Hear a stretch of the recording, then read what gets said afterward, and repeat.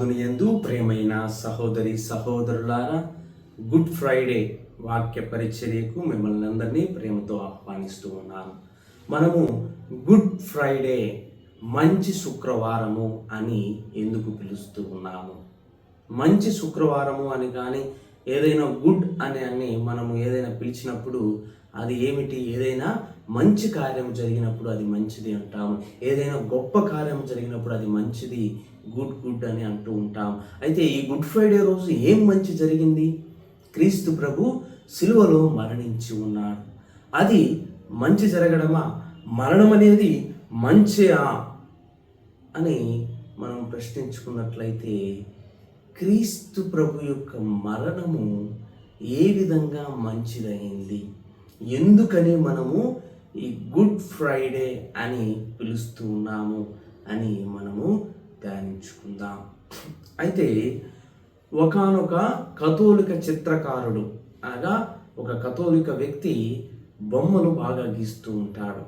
అయితే ఆ వ్యక్తి తరచుగా క్రీస్తు ప్రభు గురించి వింటున్న మాటలను కనుక మనం చూసినట్లయితే, మీ క్రీస్తు ప్రభు ఎందుకు ఎప్పుడు సిలువలో ఉంటాడు, ఎప్పుడు దీన మనసుతో ఉంటాడు, ఎప్పుడు రక్తము కారుతూ ఉంటుంది, ఎప్పుడు ముళ్ళ కిరీటం పెట్టుకొని ఉంటాడు, మీ క్రీస్తు ప్రభువు అందంగా ఉండడా, సౌందర్యముగా ఉండడా, ఎప్పుడు ఆ ఏడుపు ముఖంతోనే ఉంటాడా అని ఇటువంటి మాటలు ఆయన చాలా విన్నాడు.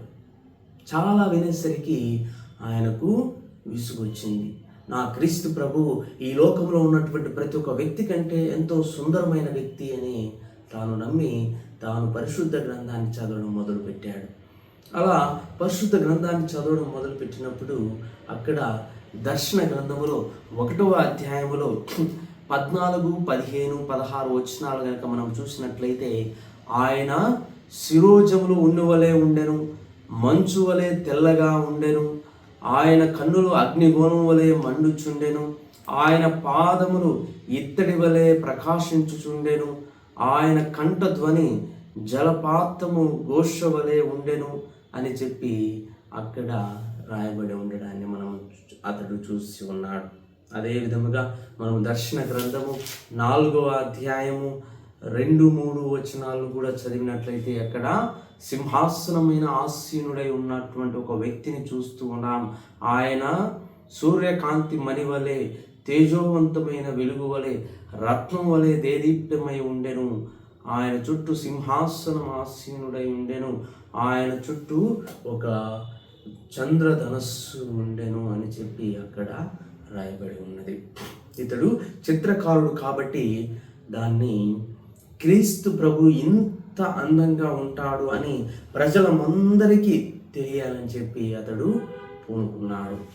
ఆయన ఈ వాక్యాలన్నిటిని తీసుకొని ఎంతో సుందరంగా, ఎంతో అందముగా క్రీస్తు ప్రభు యొక్క చిత్రపటాన్ని గీయాలనుకున్నాడు.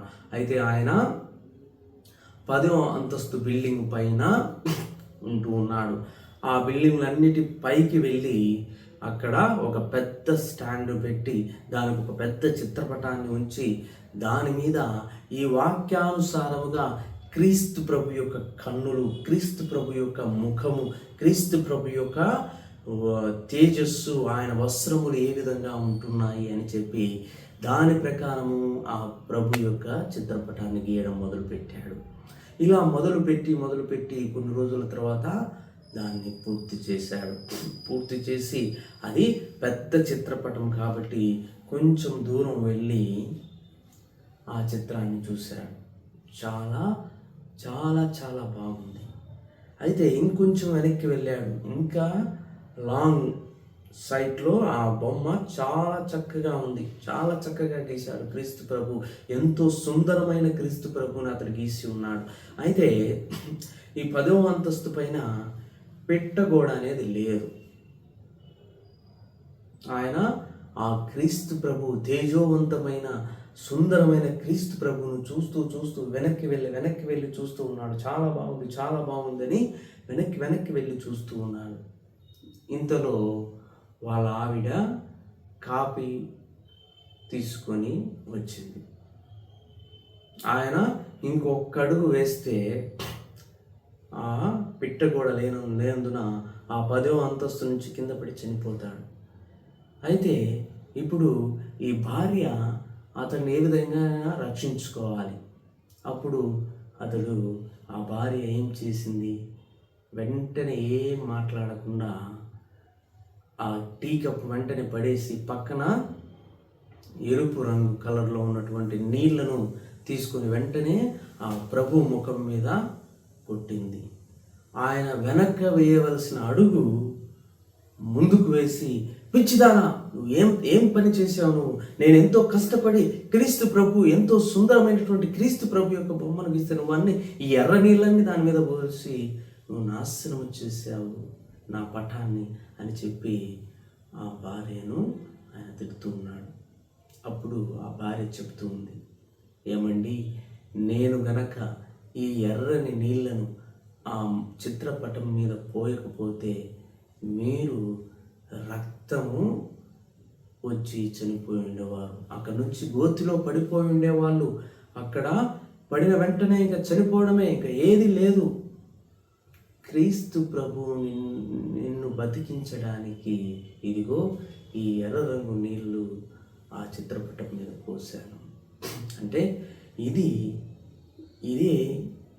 గుడ్ ఫ్రైడే అంటే దాని అర్థం ఏమిటి అంటే, ఇదిగో ఈ మాట, క్రీస్తు ప్రభు గనక చనిపోకపోతే నీవు నేను ఆ శిక్షను పొంది ఉండేవాళ్ళం. నీవు నేను ఆ కలువరి గిరిలో మరణించవలసి ఉంది.